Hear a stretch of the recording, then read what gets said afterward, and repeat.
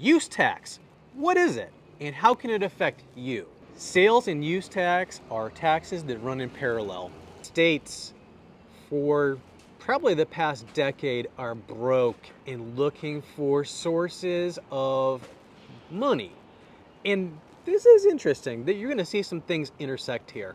Have you noticed that Amazon and eBay have started collecting tax on all purchases?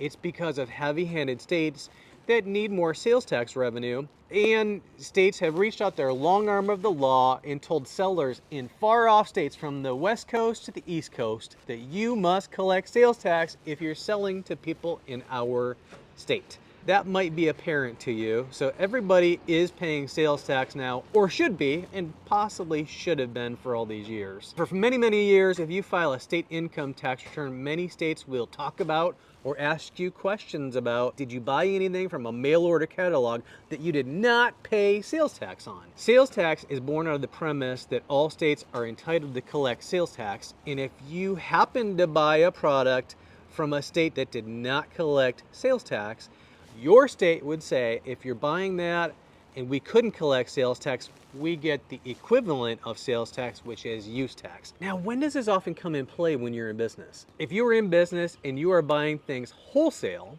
that you generally would sell to your customers, maybe you're ordering something in that you're going to use in the office. That would be a case where you should pay use tax because you did not pay sales tax on the purchase and your state wants to collect use tax. Use tax because you are using it in your business. So use tax can have two different main areas.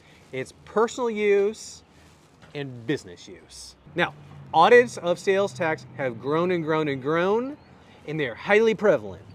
Also, audits of use tax run hand in hand with sales tax. If your state chooses to audit you for sales tax, they will be looking at your use tax. What did you buy that you did not pay sales tax on? That's what they'll be focusing on, and that's what you'll owe.